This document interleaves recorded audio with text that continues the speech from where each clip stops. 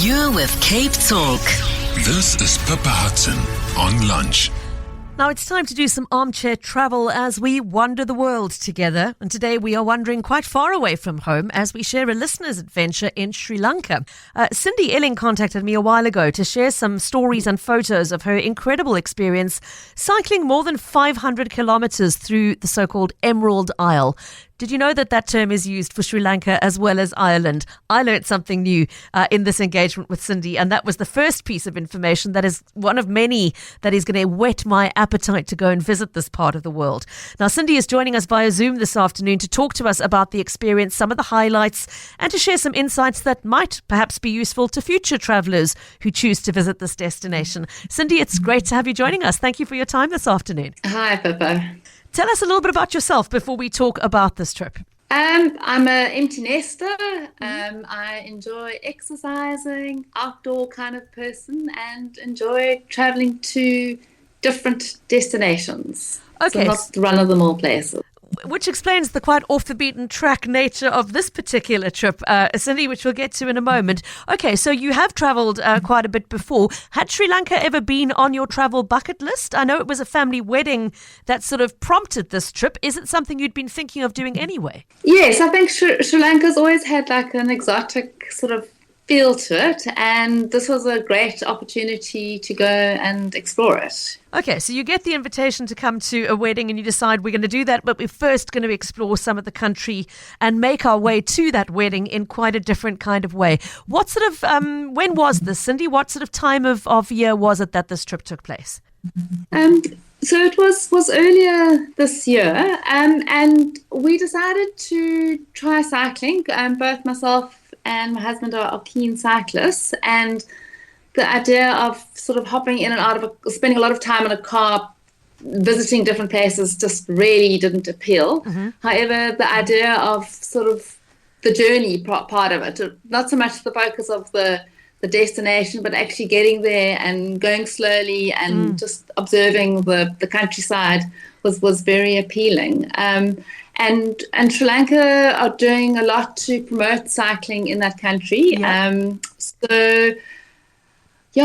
I disappeared down a rabbit hole of finding out more about cycling in Sri Lanka, and it was definitely a possibility. And that opened up our trip for us. Yeah. Now, let's talk about getting there before we talk about the highlights of the trip itself. Firstly, I know it's about a 9-hour flight. Did you fly direct? How did you physically get to Sri Lanka? Yeah, so obviously there are no direct flights from South Africa to Sri Lanka. Okay. So it is like a bit of a hop, skip and a jump, and there are layovers. So it is a long flight. I can't remember the exact details, but yeah, it's not a direct flight at all. So a bit of a distance. You need to be prepared for breaks in between. Did you take bicycles with you, or did you go knowing that because they're on this push to promote cycling, you would be able to rent or buy them there? What did you do in terms of the actual bicycles that you rode?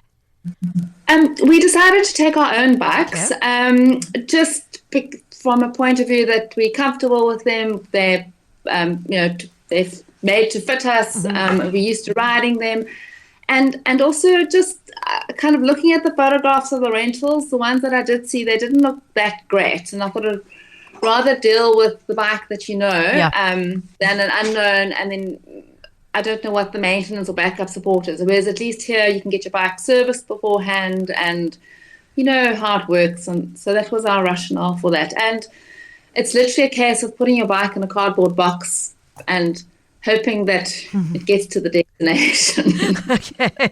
Ever the optimist in that story, Cindy. But so the bikes get there, you get there, and you then set off on a bike packing holiday. And as you said, this was not your run-of-the-mill tick off a list of the top tourist attractions and stay in hotels or sit on the beach drinking cocktails in amongst all of that. You guys set out on a route that took you over 530 kilometers in 9 days, including some rest days in between, to be fair.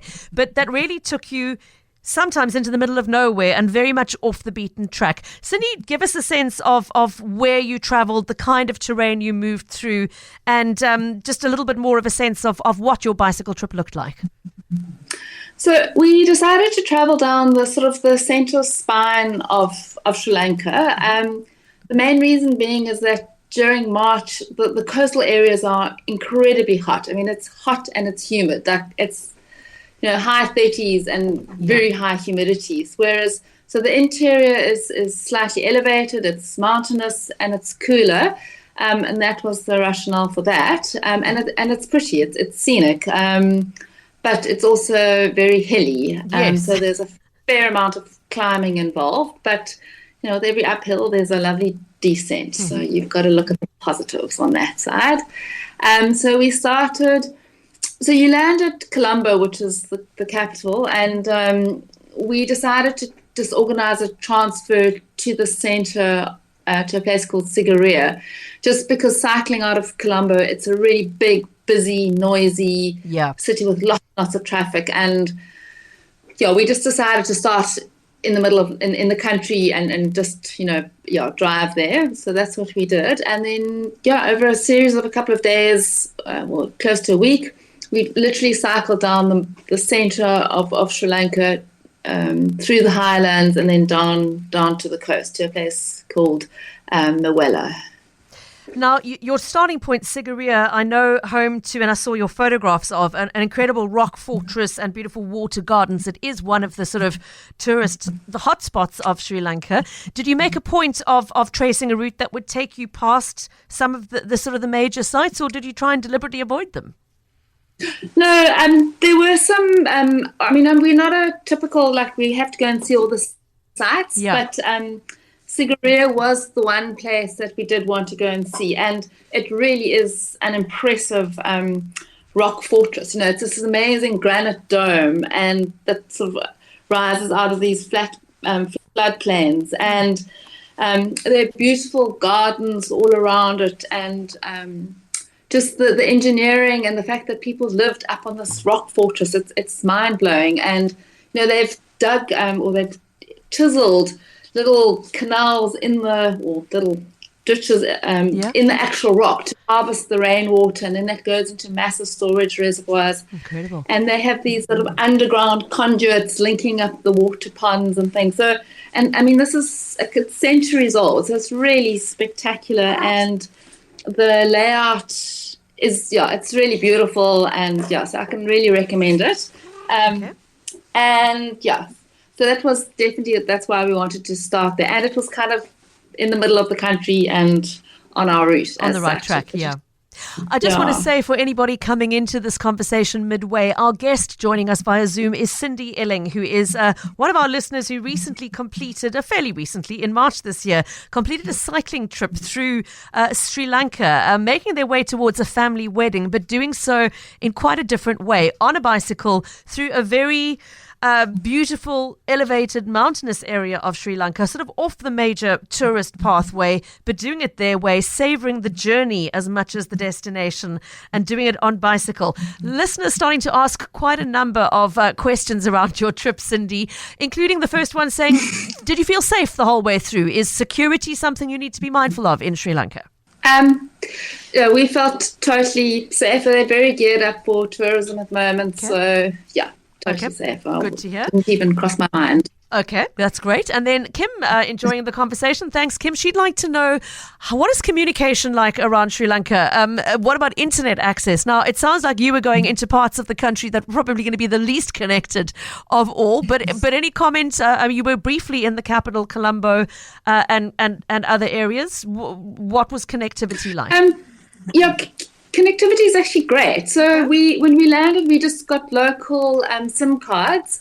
I'd read up beforehand that people had tried eSIMs and the coverage wasn't great. Whereas if you actually got a local SIM card and did a SIM swap, there's fantastic coverage, and data's really cheap. So that's good. It is quite slow, but it's enough for WhatsApps and sending photographs and things, and So, but it's great. There's coverage just about everywhere. Okay. It's even in the remotest of places. Interesting. Okay. I'll take back my incorrect assumptions then. Thank you.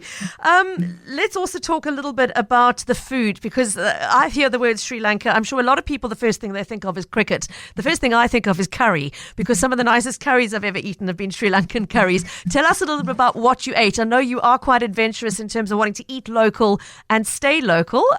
Share the the culinary aspect of your trip with us. Yeah, the food was amazing. I mean, at one stage we were having curry for breakfast, lunch, and supper. Nothing wrong with that. It's so good that you want to eat breakfast. You want to eat it all day long. And the fresh produce is amazing. I mean, we pretty much mainly ate vegetarian because we stayed in local Airbnbs and we ate at local cafes along little shops, almost like stalls actually. And so most of the food on offer was pretty much vegetarian. So it was lots of curries and fresh fruit, freshly squeezed juices. It was delicious. And obviously on a hot day you do want to have that Coke, and you can always find an ice cold Coke even in the middle of nowhere. So, anywhere in the world, I suspect. I know. Yeah. Yeah. So, and whereas like on the coast, there's obviously when we're at the wedding, then you're having it's more upmarket area. So there's a lot more. You're having your fresh prawn curries and fish curries and things like that. But inland, I mean, the food was very simple. But delicious nonetheless. I just want to say, a few people asking for information on hotels, etc. That this wasn't that kind of trip, and I'm not going to put Cindy on the spot by asking her to speak on an area that she's not familiar with. But Cindy, in general, you've just mentioned the coastal area, the more developed areas, more upmarket. The way you travelled, eating local, staying local. Obviously, you didn't have transport costs once you were on your bicycles. But in terms of affordability and pricing of things, do you want to chat to us a little bit about? Would you describe this as a cost-effective destination? Absolutely. Well, it depends where you want to stay. So we did homestays. So you just go to Airbnb and you find local homestays, and accommodation. It's very reasonable, very comfortable, and obviously you look at reviews and stuff like that. You choose where you want to go. But I mean it's simple. It's nothing fancy. On the coast, there are a lot of expensive resorts where they charge everything in US dollars, and it's, you have your luxurious accommodation. But we stayed in very simple accommodation, shared bathrooms, things like that. Okay, but, I mean, everything's clean, the food's delicious, and that's kind of, it suited our needs perfectly. Okay. Yeah, and I mean, that's wherever you are in the world. It's obviously different strokes for different folks, and some are going to want the upmarket luxurious version, and some are going to want the simpler version. Were you paying in rupees most of the way? That's the local currency, right? I mean, the accommodation I booked through Airbnb, so that was all up front. Okay. I was a bit worried about... I pre-booked all the accommodation because I was a bit worried about cell phone coverage and not being able to find accommodation late in the day. So I pretty much pre-booked all that, and that was just paid in rands. And the locals, you just pay in rupees. And I can't even remember what things cost. But I mean, your rands, it was very reasonable. Nothing was excessive. Okay. So your rands will stretch a little bit. That's pleasant to hear for a change. Somebody asking about visa. Well, if you stay local. If you stay local, yeah. Yeah, your rands will go a long way if you stay local and buy local. But the minute you go into, like in the coastal areas where there's a lot of, foreign tourists there, and their currencies are much stronger, the prices are a lot higher. So there you feel your rands there. Mm-hmm. I just want to say again, if anybody listening has also been to Sri Lanka and maybe you did it a completely different way or saw a completely different part of the country, maybe you were only interested in visiting one cricket stadium after the next or going surfing at the beaches, that's absolutely fine. If you'd like to share with us, we'd love to hear a voice note on 072 567 1567. In fact, I believe one has just come in from a listener who's also travelled there previously and wanted to share her highlights with us. Let's take a listen. Can I just say that the food in Sri Lanka is fabulous. I'm pescatarian and I have never, ever had so much food. And what else was good about it in terms of food? Oh, yeah, the beer. Lion is one of their local beers. Woo! Kicks a punch. I've been to Sri Lanka 3 times. It's lovely. I love that country so much. The first time I went, I stayed near Sigiriya Rock. And the name of my hotel was Alia. Resort and something hotel and resort something beautiful place. Another place I also visited on another trip was Negombo, which is by the coast, by the beach. Oh, guys, Sri Lanka. I love it. My name is Danny. Danny, I love that message. Thank you so much for the feedback. And what better recommendation can you have than somebody who went back not once but twice but 3 times? Cindy, would you go back? Do you feel like there are parts of the country you'd like to go back and see that you missed on this trip? I don't know about going back yet. I think there are other places that I'd like to explore on bicycle first before I go back to Sri Lanka. I mean, we did it quite in depth. So I think the world's a big place and there are lots of new places to discover. But I mean, it is a great destination. I can highly recommend it. So before we let you go, just 1 or 2 practical questions. Cindy, in terms of visas, am I right in thinking that it's an online electronic visa process that's fairly simple? There are no terrible visits to VFS or TLC or any of those other people that you have to deal with? No, it's one of those few places where, as a South African, it's actually quite a straightforward process and you don't have that drama associated. You do just need to check that you're on the right website. Okay. There are a couple of dodgy Sri Lankan posing as official websites, and then you end up paying a few dollars extra. So just double check that you're actually on the right website. But it's you literally apply for it the week before you leave, and it takes like 24 hours or something to get. So it's fairly straightforward. Okay, thank you so much for that. And then also just a note to be mindful of seasonality. There is a very wet season in Sri Lanka. When they talk about a dry season and a wet season, the wet season is very, very wet indeed. And that is October to January. So the best times to visit, I'm told, are December to March. So you were lucky with the timing of the wedding that you got the end of that absolute sweet spot. And was the weather good for you? Yeah, I mean, it's all relative. I mean, it rains a lot in Sri Lanka, so I think it just there's some times of the year it rains less than other times, and they're also different areas have got different seasons. So I think you need to work out where you want to go and then just check whether it's a dry or wet season. But I mean, it's hot, so in some ways, the rain's actually quite a welcome relief from the stifling heat. So, the weather didn't really affect us. I mean, you just ride in the rain, and because it's so hot, it doesn't really bother you. But I would imagine if you're on a beach holiday in the rainy season, it's probably not a good idea. Yeah.